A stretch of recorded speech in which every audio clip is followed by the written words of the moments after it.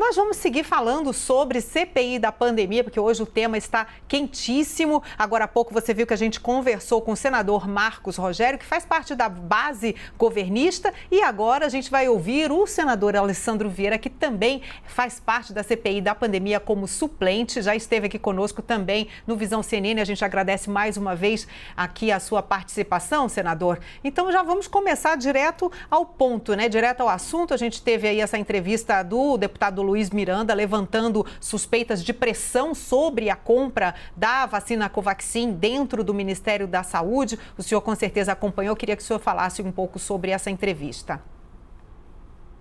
Boa tarde.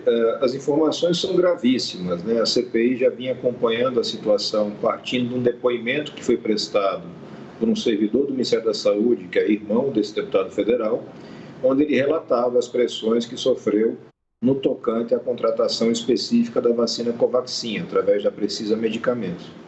E agora a gente tem, através do trabalho do jornalismo e também das declarações do próprio deputado federal, mais dados. Surge uma nova empresa, que é a Madison Biotech, sediada em Singapura, que seria a recebedora desse pagamento antecipado de cerca de 45 milhões de dólares, quer dizer, mais ou menos 220 milhões de reais. Isso tudo totalmente fora da regularidade, totalmente fora do que está previsto no contrato.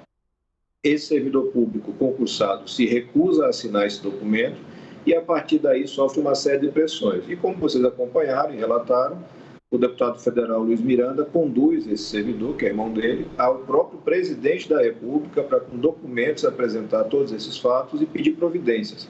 E nós não temos notícia de nenhuma providência adotada. Então, tudo isso é muito grave. E a gente espera ter os depoimentos na sexta-feira do deputado e do seu irmão, que é servidor lá do Ministério da Saúde, e já também a votação de alguns pedidos de quebra que apresentamos hoje, referentes a essa nova empresa que surge na relação comercial. O senhor mencionou, então, que o deputado citou o presidente dizendo que levou pessoalmente a ele, ao presidente Jair Bolsonaro, todas as informações sobre essa pressão pela compra da Covaxin. O vice-presidente da CPI, Randolfo Rodrigues, disse à CNN que o presidente, depois dessas informações, entrou de vez na investigação da CPI. O senhor enxerga dessa maneira também? O senhor vê potencial ali de danos à imagem do Palácio do Planalto depois dessa entrevista de Luiz Miranda? Do ponto de vista político, você certamente terá danos, mas a gente tem que cuidar aqui na CPI de fatos com repercussões jurídicas. Então, eu entendo que é precoce dizer que hoje o presidente da República, enfim, é investigado pela prática de algum crime, acho que é precoce falar isso, mas a gente pode sim falar que nós temos indícios gravíssimos do cometimento de crime no âmbito do Ministério da Saúde, e um indicativo forte de que o presidente teve acesso a todas essas informações e aparentemente não tomou providência. Isso é muito grave, exige apuração e vai ser certamente acompanhado por vocês. A gente tem também pergunta do nosso analista Yuri Pita. Vou chamar aqui para a conversa. Yuri, com você. Obrigado, Carla. Boa tarde, senador. Obrigado por estar conosco. Uma das alegações que a gente ouviu agora, o próprio senador Marcos Rogério fazer essa alegação de que não teria havido pagamento efetivado por parte do Ministério da Saúde, justamente por esse alerta feito pelo servidor Luiz Ricardo Fernandes Miranda.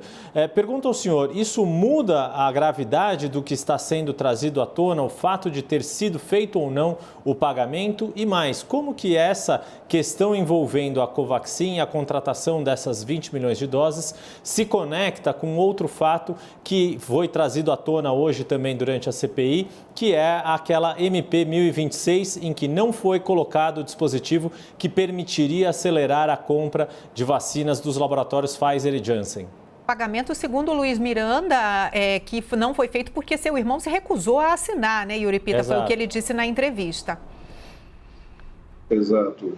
É bom lembrar que a contratação da Covaxin foi feita, né? A Covaxin foi contratada em tempo recorde, ultrapassando uma série de restrições legais, administrativas, e o pagamento, segundo o contrato, só poderia ser feito após a entrega do produto. Quando chega essa nota, com o nome de uma quarta empresa que não tem ligação aparente, com um valor de dose absurdamente mais alto, o servidor de carreira se recusa a assinar o documento autorizando esse pagamento antecipado. Lembrando que a empresa que antecede a Precisa, a Global, responde ao processo justamente por conta de pagamentos antecipados feitos pelo Ministério da Saúde e que não tiveram a entrega efetiva do bem.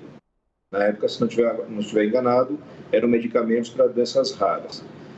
É realmente muito diferente daquilo que a gente vê na tratativa com a Janssen e com a Pfizer, onde você tem um governo retardando por muito tempo, criando dificuldades, se recusando a resolver essas dificuldades, e para a Covaxin é o contrário, você corre com tudo. O fato de você não ter a concretização do pagamento não altera a gravidade dos fatos. Não adianta tentar tapar o sol com a peneira. Isso tudo é muito grave, merece apuração e, no que depender da CPI, terá essa apuração. Em outro momento da entrevista, senador Alessandro Vieira, o deputado Luiz Miranda falou que levou também pessoalmente ao general Eduardo Pazuello, ex-ministro da Saúde, essas denúncias e que disse que o general pareceu ficar transtornado com as denúncias, disse que a sua percepção era de que ele não sabia de que estava acontecendo isso no âmbito do Ministério da Saúde. O senhor vê necessidade de reconvocação do general Pazuello para a CPI? A reconvocação do Pazuello já está aprovada e agora, depois desses fatos, ela se torna absolutamente indispensável. Não há como deixar de ouvir o ex-ministro, uma vez que você tem muito claramente denúncias graves do cometimento de fraudes, de tentativa de atos de corrupção dentro do Ministério da Saúde. A gente está falando de contratos que são milionários e não se tem notícia de nenhuma solicitação de providência junto à Polícia Federal, ao Ministério Federal. Que digo com clareza, quando você é servidor público, não basta, ao tomar conhecimento de um fato grave como esse, você não deixar que aconteça o pagamento. Você tem que exigir a responsabilização, porque tentar obter essa vantagem já é crime. E grave, enquanto essas pessoas tentavam ter lucro ilícito, os brasileiros estavam morrendo sem vacina e continuam morrendo sem vacina.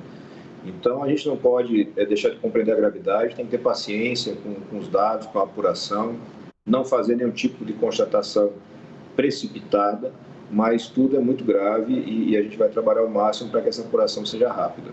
Nosso analista Gustavo Uribe também tem pergunta.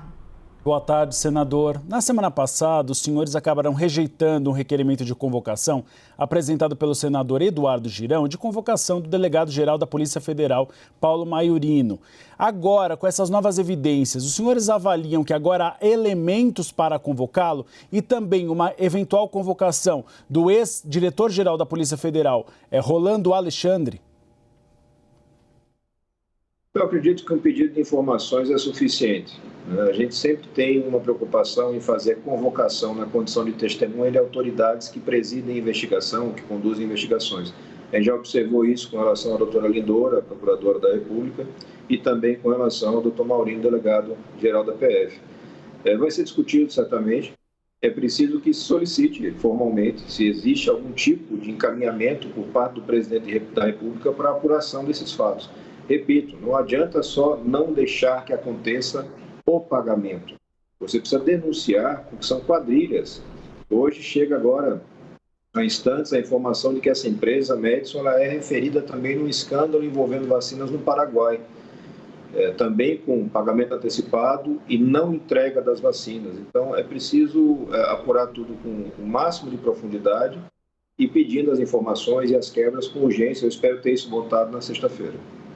Senador, num outro momento de discussão ali na CPI da pandemia hoje foi em torno do depoimento do ex-governador do Rio de Janeiro, Wilson Witzel. Gostaria que o senhor falasse sobre a questão de o depoimento ser ou no Rio de Janeiro, de forma sigilosa, em um local em que o ex-governador se sinta seguro e também a requisição de senadores governistas pedindo que ele fosse ouvido novamente em Brasília. A possibilidade de realização de sessão secreta é regimental, não tem nenhum tipo de problema nisso. O depoente, ex-governador Witzel, referiu ter conhecimento de fatos gravíssimos, os quais só revelaria em sessão secreta, então a CPI não tem como, para manter o mínimo de coerência, evitar essa providência. E a gente tem uma expectativa de que ele possa apresentar de fato provas, documentos, informações concretas. Tanto é que o requerimento dessa diligência é meu, e ele expressamente traz a obrigação de ouvi-lo na condição de testemunha. Para fazer show, para fazer discurso, ninguém está interessado aqui em ouvir. para, como testemunha, trazer dados relevantes, aí sim, eu acho que vale a pena, é uma providência necessária.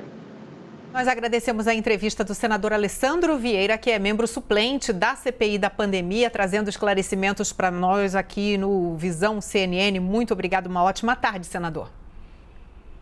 Boa tarde.